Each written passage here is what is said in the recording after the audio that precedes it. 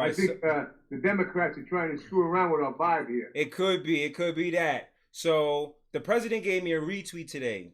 And like I was saying, it's an honor to be recognized by the most powerful man on the planet. But there has been a diligent effort behind the scenes by this iconic hero here and others, Mr. Dean Cain. He was also involved with he's with speaking to people behind the scenes. Mr. Isaiah Washington, but effectively Mr. Robert Davi here is very influential because I definitely got a retweet from the president today. And Mr. Davi, I appreciate everything that you've done and everything that that you plan to do with the campaign, helping us move forward. I appreciate everything that you're doing with your platform for us. I'm sure everyone watching appreciates it. Let's just get into the meat of it, brother. You got people talking about removing Christopher Columbus statues and acting as if Christopher Columbus isn't essential to American history, as if when Christopher Columbus found the New World, because that's what it was called during that time, when he discovered the New World to the Old World and told them about it, he was one of the most bravest individuals that actually decided to go out and look, because there was a ton of individuals who went and never made it back. Yes. Well, it's much like yourself, Antoine. You're going into a whole new world, the world of politics right now, and you have amazing courage to go into the swamp of politics. Thank you. And you're doing it as a pure soul, from pure passion, emotion, and knowing and seeing what's wrong and what's right. Not about any political party, not about who's bought who or who hasn't bought who, but about the truth. And I just have to commend you and your courage. And this is what America needs. It needs the kind of courage you're showing to go against the current. I had a great teacher named Stella Adler who had me read a book by a man named Isaiah Berlin. Isaiah Berlin was a philosopher, kind of a conservative philosopher, but he wrote a book called Against the Current. And something that Ronald Reagan did in Hollywood in the 40s, because Ronald Reagan understood the Marxist cultural attack on American values coming from the communists in the 1940s and capturing Hollywood. And, people say, well, it's only a statue. What are you complaining about a statue? It's not just a statue. It's the foundational respect for men who were imperfect, but 500 years ago. How can you judge a man from 500 years ago, Antoine? By today's standards, I find it ridiculous when they try to. Right? I find it ridiculous when they try to. When you think about how people try to deem him as some monster, no one talks about the Moors that traveled freely throughout the globe, assisted tons of Europeans. Hanson, former federal president of the 13 colonies, who was black, in fact, gave silver to George Washington to help him win the war. But no one talks about them having slaves. No one talks about the black Moor that owned the majority of Florida, and he had more slaves than anyone that had slaves in the United States. And he used Florida as a port to bring in slaves from other places. And the thing I find the most is how people have selective anger. You know what I mean, brother? Like, it's like, I want to be mad at this and I don't want to be mad at anything else. Like, there's shifting just a little bit to when I talk about what's going on in the community. Now, for the most part, 90% of the people that I do find myself engaged with from my platforms are all positive, no matter what the communities they come from, because they see that this is just the truth. But then you have this, the trolls and the idiots, and everything else. But when you tell them that, the problem is you, like, you can't tell me that the problem is the police when the majority of people that are killing black people and brown people are brown and black people. So you can't tell me that. You can't tell me that there's okay, we know that the Democrats have set up manifested destiny, which is white supremacy. We know that they've enacted laws to do things that is racist. But now you can't tell me that you know these things and these things can still continue to keep you down. That's like saying that there's a hole in the road, a big pothole in the road. You see 10 cars lined to the side with all flats, and instead of you going around the pothole, you still decide to go over it, maybe just fast enough, and you still won't blow your tires. You're telling me you know it's there and you're still going over it. You can go around it. And it's just that simple.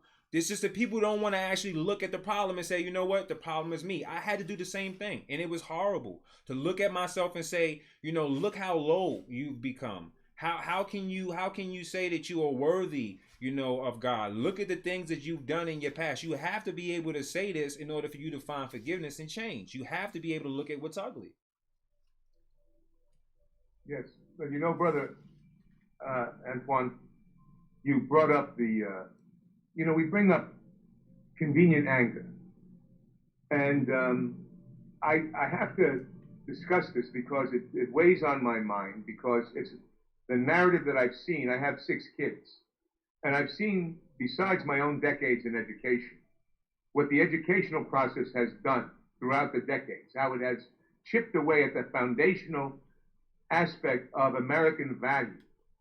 Meaning, we hear a term all the time bandied about, called the indigenous people. The indigenous people. Now, it's a word. And we have cloud and stars and sunshine. The indigenous, the poor indigenous. I respect every people. I recently did my DNA. I got blood DNA from Gambia. 2,000 years ago. The bloodline goes from all over, from Africa to Turkey to Israel to Italy to this to that. I mean, we're all DNA. We all bleed red. We all bleed red. We all have the same DNA in some aspect. The indigenous people were not innocent. The indigenous people did a lot of things that were paganistic or considered paganistic as compared to the Western world that Columbus brought. And what we're finding today is going back to paganism. When I saw that marching in Chicago the other night and tearing down a Columbus at 3 a.m, and I was seeing the people dancing in the streets, I said, where? They could be anywhere. They could be in Nigeria. They could be in the Bronx. They could be in Chicago.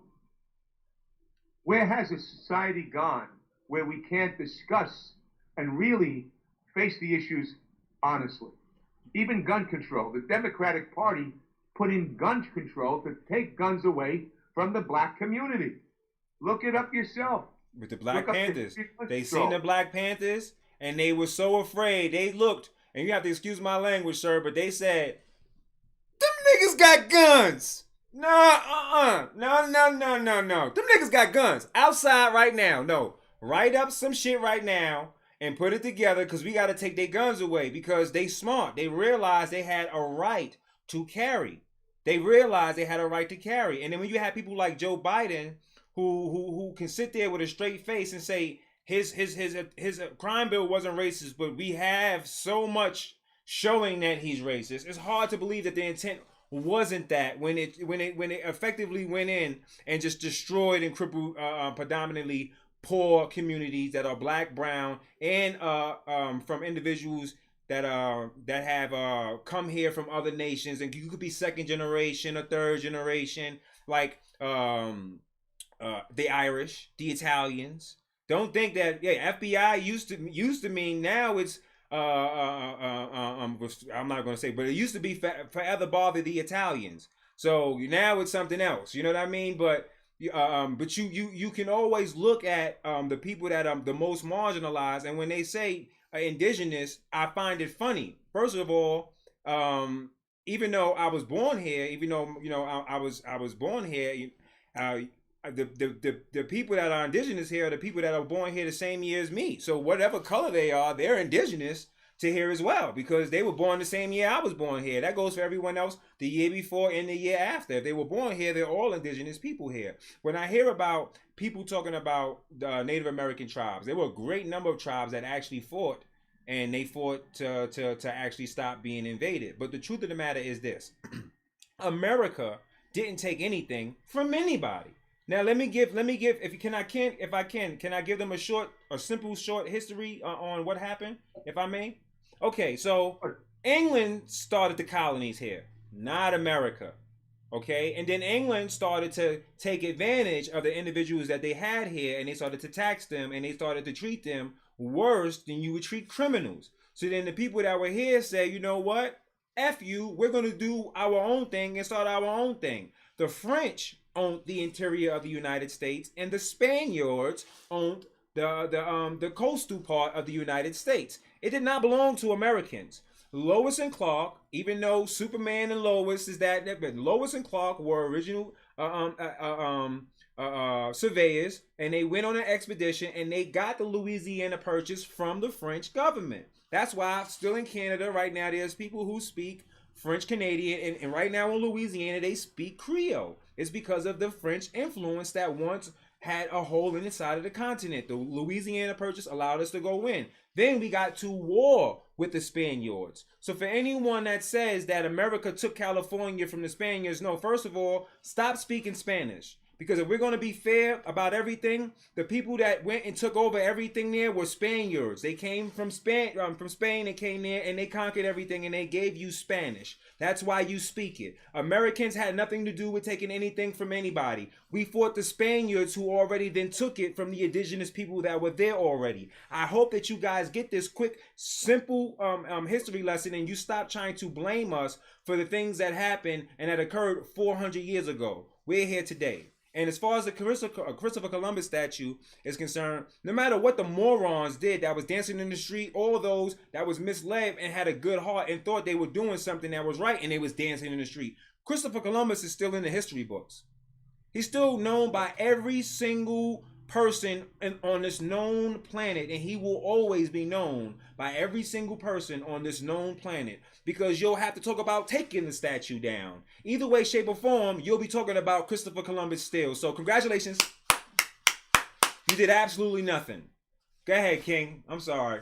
No. I love it. Let me just, I did a movie with Marlon Brando called Christopher Columbus, The Discovery. Yes, and it was hard to find. Go ahead, tell about it. And I know a lot about that. And let me bring this up to the folks that are listening. The statue to the Italian American community. Now, let me give historical reference, and we spoke about this off the air before. In 1886, there were more lynchings of Italian Americans than any other kind of people. In New Orleans, did you know that? 12 Sicilians were lynched by a crazy mob because they thought they did something to a sheriff, and they were found out to be innocent. This is 1886. 1906, the New York Times said that the Italian American was dirtier and lower than the Negro. The Italian community has always been in concert with the black community. Always. Mostly for civil rights with the black community. My family, we were no prejudice at all. My father was a Knight of Columbus, and he was proud of the fact. He fought in World War I. His father fought in World War II. That Columbus Day thing was something that became a dignified thing to the Italian immigrant that came to America. There was a feeling of pride in that accomplishment of Columbus's. The dishonesty of the black community to want to tear him down. I'm going to bring this up. It's not going to be popular. I love Martin Luther King. Speaking. If anyone wanted to take his statue down, I would fight against it, because he had affairs, because he was maybe less than a perfect man, or even Malcolm X, who I respect. They wanted to take his statue down. There were things about Malcolm X that were not correct, that people could look into and say, hey, what about this? And something you brought up so beautifully the other day about the Democratic Party being responsible for reparations.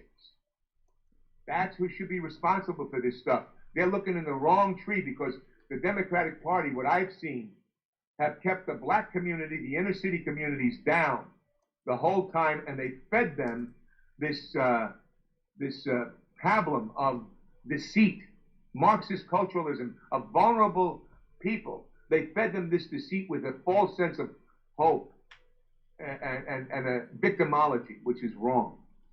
It's Stockholm syndrome. They've abused these communities so much that it's like, because you have to think about it, like, there's a reason why in our communities, right? And I mean, like, in the minority communities, the black, the Italian, the Jewish, the Latino, in these communities, the reason why the gangsters are celebrated is not because they necessarily harm people. It's because they're going against a system that these people all feel collectively are abusing them.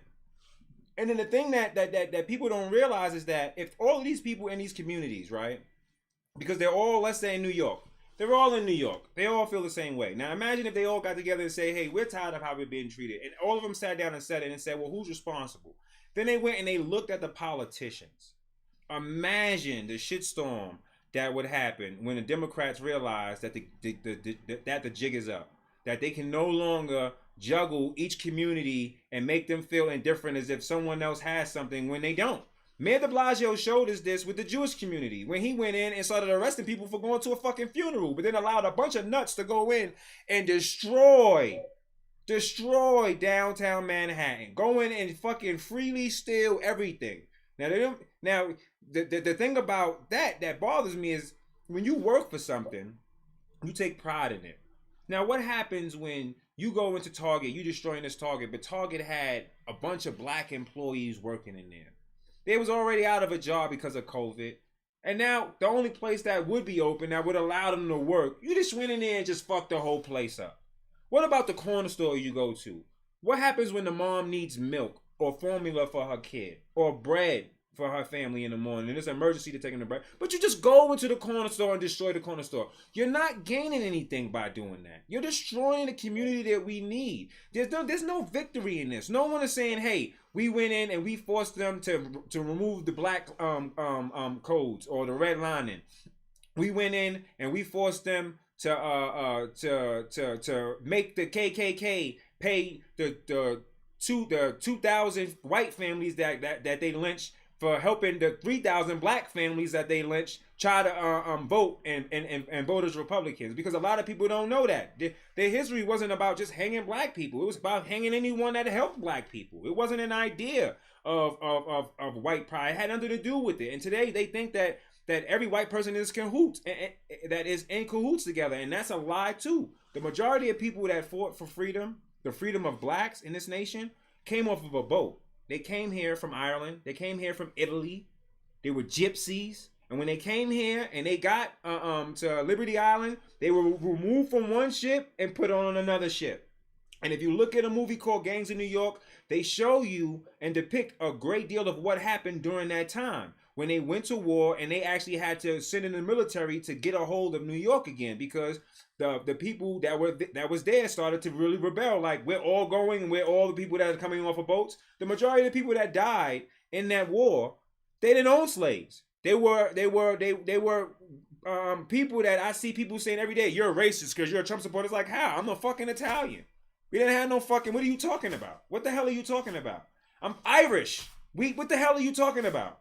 I don't have no clue what you're talking about. And they're looking at people like, what do you mean? Like, what are you talking? Because I like Trump? But this is where we are right now. Yeah, it's a frightening time. I don't remember a time as divisive as this. And I also blame the Hollywood community, the cultural Hollywood community, for propagating, again, the false narrative. Now, when I grew up, my heroes were Frank Sinatra, Dean Martin, Sammy Davis Jr., Miles Davis. I mean, the greats, the Quincy Jones. I looked at these guys and I looked up to them. I looked up to their stature and what they did for music, what they did for civil rights, what they did for the Sinatra for the civil rights movement and the Italian immigrant, and the whole 9 yards of their cultural contribution to the United States. And today I see the talent, and it's sad to me, because what they'll say is, you could give them facts and they'll go, oh, you're a conspiracy theorist. That makes me want to pull out my teeth that are my own, because they do not want to agree that, wait a second, if you tell them that the bodega was this... They want you to have, y'all. They didn't want y'all to hear this. They didn't want you to hear the truth. There you go. Can you hear me? I'm coming. All right, we hear you. We hear you. Can you hear me? Yeah, we hear you. All right, let Let me try to pop this open here. Okay. Can you hear me? Yep, I hear you. So with the media, Can you see me? yes. Okay. So with the media is a serious propaganda machine. First of all, what they do is they almost always never show black men in family settings. They'll show a black woman with anybody from any race. They'll show anybody from any race together with anybody. They'll have an Asian with the white. But they hardly ever show a black man in a household positive. They don't do it. Then they have Hollywood, like Gods of Egypt. How the fuck were they white? But you see them do this shit, and you see this all the time. Then you look and you're wondering. So then people are like, well, something is wrong. Then they go out and they start to blanket everybody with blame. Everybody's not to blame for the few that have control over what's being presented in front of you. You have people like Nancy Pelosi saying, I'm going to pray for the president. Well, how the hell can you pray for the president in one breath say that, and then in the next, all I hear you do is condemn him? You can't tell me that you're a Christian and you believe in God and you want him to be the best he can be, but you would openly just go out and crucify him every chance that you get. No one that believes in God realistically does that, because no one wants that done to them. Even if you make a mistake, the last thing you want is to be beat down about it. You would rather much learn from it so you can be better and given a chance to be better. But when people continue to do that, there's no God in them. There's no caring about the individual. It's just about the satisfaction of making people feel lesser than or lower than, or in the case of the Democrat Party, trying to keep a criminal enterprise continuing to go. When people tell me that I'm a conspiracy theorist, big bro, the only thing I can think of is how successful I am at telling people the truth about what's going on with this deep state, new world order, Illuminati. Mm-hmm. Yeah, well, that's been happening, and it's been proven, and they can turn a blind eye to it, this whole globalist movement. You know, it started, you think about this, okay, in the 1980s, Ronald Reagan was not supposed to be president of the United States. Are we frozen here? Can you hear me? No, I hear you. I hear you. Ronald Reagan was not supposed to be president. George Bush was supposed to be president, but Reagan won. Yeah. And Bush was chosen as vice president. Now think about this. 8 years, Reagan is president. The Soviet Union collapses, the economy rises, the Berlin Wall comes down. Okay? Reagan. George Bush, the one, runs for president in 1988. What's his campaign slogan? His campaign slogan is a kindler, gentler nation. What is he saying about the 8 years of Reagan? That was a disgusting nation? That was a strong nation? A kindler, gentler nation? That was the New World Order. Yeah. That was those guys saying, wait a second, here's where we're going. Yeah. That was all orchestrated. Then you had Clinton, and then you had Bush too, and then you had President Obama, and they're fulfilling this whole, you know, the strings are being pulled. The strings are being pulled, and people have to see it. Oh my, it's hard for me to believe that, like, when I have the conversation with people and I'm talking to them, they're like, well, what about Trump? I'm like, what about him? They're like, well, I'm like, well, first of all, everything that he has, he's built. Well, his father gave him. I'm like, you know how many people when I was a drug dealer, I gave drugs to, and they fucked that up and then gave me the money back they were supposed to? You know how many people that win the lottery for hundreds of millions of dollars and they destroy their wealth within the 2 years of getting the money that they get? You know how many people are pro athletes and make hundreds of millions of dollars and then go broke years after they? So you mean to tell me someone who went through financial reconstructioning from Chapter 11 and then built his business to $1 billion business, multi-billion, and then made himself a president out of his own bag of money? You mean to tell me that I'm going to look at him and think that he's responsible for what's going on? No, he's not. He's protecting his wealth. People don't realize what's happening.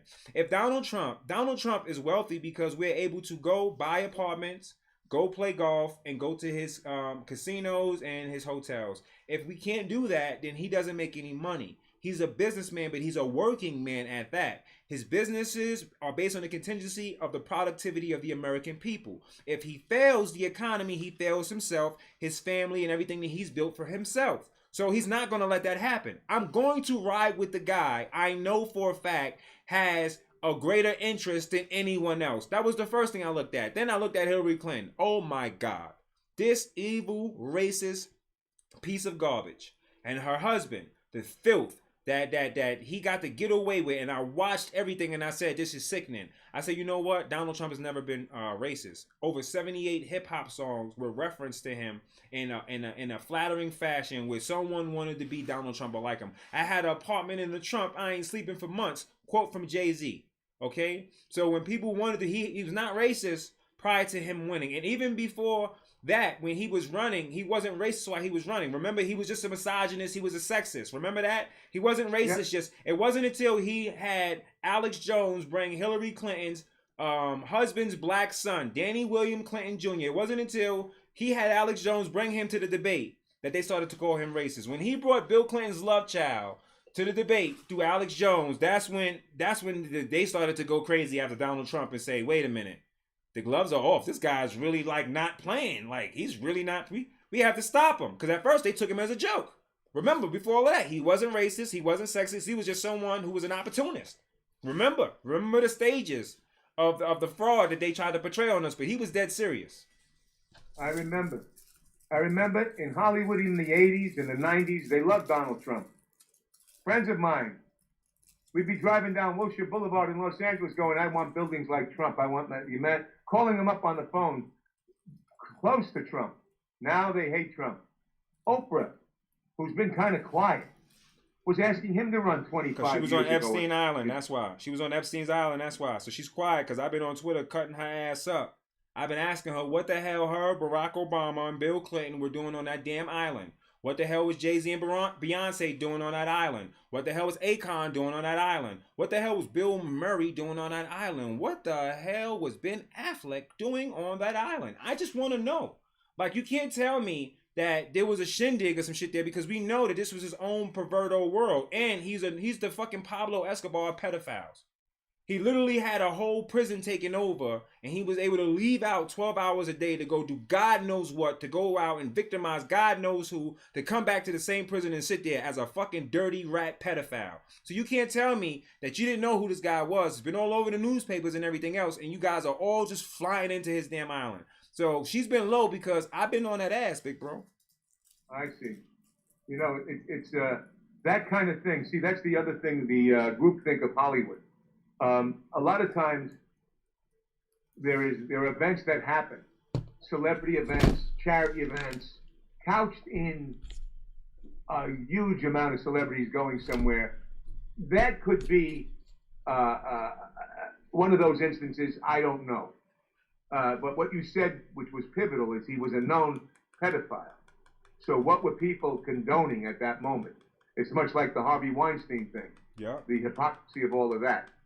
You know, so there's so much hypocrisy that goes on, and that the fact that they don't understand. I just hope that the people in your district are going to come out in droves to beat this socialist Marxist. Oh, we're gonna kick. It's important to me that your voice gets heard, your voice gets funded, and this is what I want to see, Antoine. I want to see you go in that district and win by a landslide. It ain't easy. You need the money. You need the support. And I'm asking anyone listening, no matter where you are, support this young man. It's very important for the nation, for the country. Support this young man in his quest for becoming the representative of that district that AOC controls right now, and who's bamboozled her people, actually. And it's very, you know, the Green New Deal and all these great flowery things. This has been propped up with these kids in education. I'm an environmentalist, man. I want clean water, clean air. I'm all for the environment. I'm not against the environment. But let's do it with smarts. And talking about the racism of Trump, I spoke to his doorman, who was with him for 15 years. And people laugh about that when I bring that up to me on the left. A guy named, I think it was John O'Brien, Irish immigrant. I says, was Trump a friend of mine, Dr. Evan, was his cardiologist, this guy. And I said, he put me on the phone with the guy. He says, they used to call the locker room at Trump Tower the League of Nations. And then when I did concerts in Palm Beach at the Colony, and I met busboys, and I met workers from Mar-a-Lago and from Trump Doral, And I asked them off the cuff and all around. They just had rave things to say about the respect of Trump. And, look, business dealings are business dealings. Anyone is going to be a tough businessman. I remember there was rumors about a good friend of mine, big Hollywood star, that had construction work, and he was like trying to, jimmy down the price of what the guy did, and the guy was pissed off. People try to do that. That's just business. That's business. You try to make you haggle, you can, right? You haggle. You see something, you haggle. That's business. And a lot of people are criticizing Trump's ability to haggle. And look at, he's right. He's consistent with what he said for 30 years about how Americans were being ripped off. This economy, this country would be coming back so strong. And then this COVID shows up out of China. It shows up out of China. Partially funded by Barack Obama's administration and Bill Gates. Let's talk about it. I'm asking people, because they don't have to take our word for it, go online, and I want you guys to Google General Chi, C-H-I, Haitian, H-A-O-T-I-A-N. Read his speech, the secret speech he gave to the Communist Chinese Party in 2005. Read it very carefully. Read it very carefully. He was the defense minister of China. Read that speech, Chi Haitian, and also go to COVID-19 resource. There are stories I put up about China. There'll be more stories being put up about things that people are not talking about, but stuff that's qualified on this COVID thing. Very interestingly. And for everybody that's interested, that is his Twitter behind me that you see up right now. You are able to go in and make sure you give him a follow. Make sure that you're following the drops that he's posting, because we're just more concerned with putting the truth out there than anything else. The thing about the truth is, it's not there to comfort you. It's there to prepare you. When you have the truth, you prep yourself for what's to come. You don't expect it to be a blanket of comfort. You should find dread in the truth, and especially in cases where it involves your livelihood, your children, and the way you're going to procure your money, meaning the way that you're going to bring money into your home. So you definitely need to look at things and be very analytical when you do so. I don't expect people to watch this to just think that go look at my work. We have hundreds of episodes up. Go look at my work. Don't just take what we're saying here. Look at the collective effort. Look at what I've been doing for a number of years in my community, out of my community, and other communities, and look at how long I've been actually defending this president, which has been day one. Day one. Everything that he's done, this nation we could be so far ahead right now. Imagine if Congress was helping him when he had a nation running at full steam ahead and at a GDP over 3%. Remember that, okay? Now remember, if he had help, it probably would have been at 6%. Who knows? God knows. Only God would know.